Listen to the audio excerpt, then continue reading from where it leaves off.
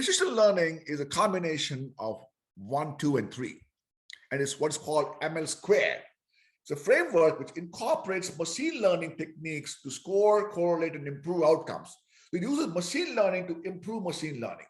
The reason why most machine learning models fail is not because the algorithms are bad, it's because the data is too complex, it's probably collinear, is outfitted, redundant, it's got too many, it's skewed, and so the features are not properly learned or extracted.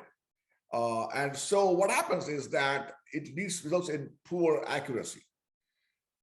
Now, you need both accuracy and precision. So what is precision? When I first did my PhD, in my qualifiers, I was asked, can you differentiate precision versus accuracy? If you don't know that, don't even come for a defense of your doctorate. So precision is to be precise every time. So let's say, for example, if the perfect answer is 100 and you are 98, 98, 98, you are precise but not accurate. But if you are 99, 100, and 101, then you are accurate but not precise. However, if you are 100, 100, and 100, you are both accurate and precise. So precision learning is basically a method of using machine learning to improve machine learning to be both accurate and precise all the time, so that you can do the score, correlate, and improve precisely by 10%, 20%, 30% the desired outcomes. So it's a very, very powerful and a new technique which Shriya.ai, my company, has introduced the last 3 months and to be in the market. So we're talking about that. So the first step is scoring. The scoring uses ML square. So basically every individual unit, whether it's a visitor or whether it is an SKU, is a patient, or any form, gets a unique score based on the features and their values. And it's dynamic, it requires no human intervention, and it uses a set of 6 to 8 machine learning algorithms.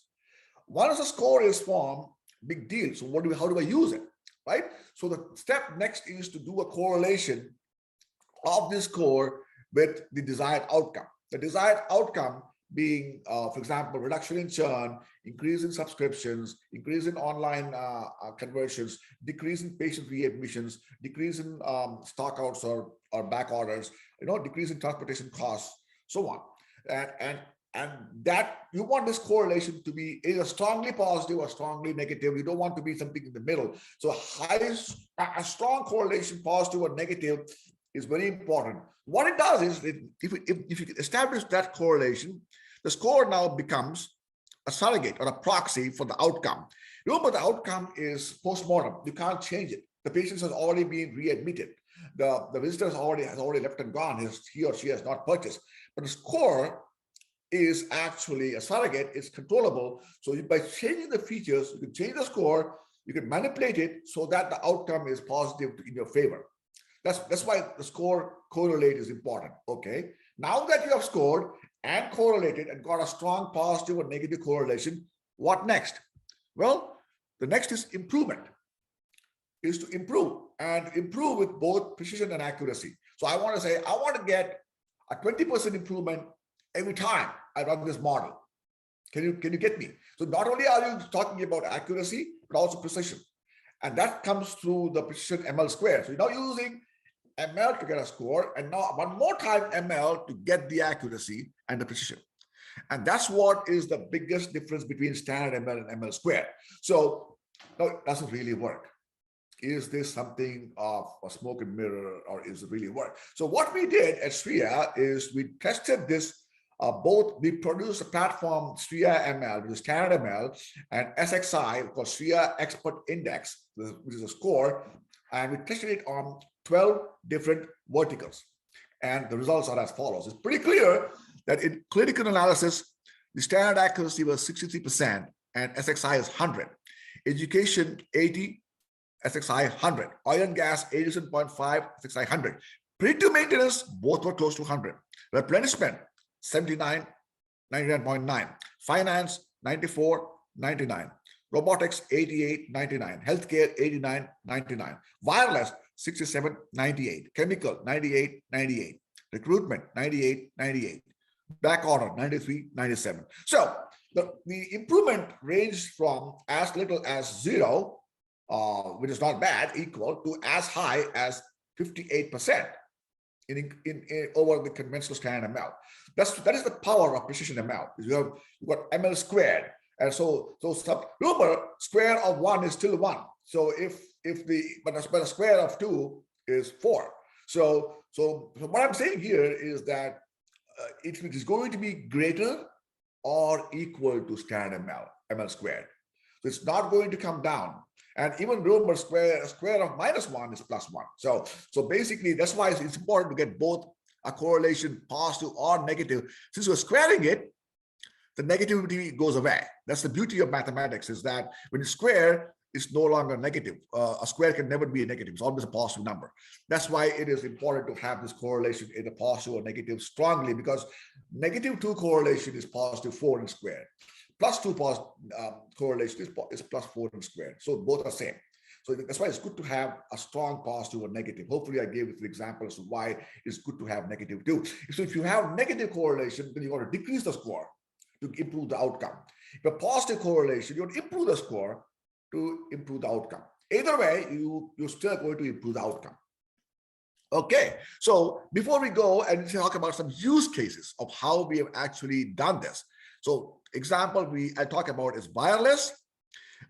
In wireless, it is about 46% superior ML squared, and we were able to get 20% increase in subscription rates, and using this for a telecom company in Asia.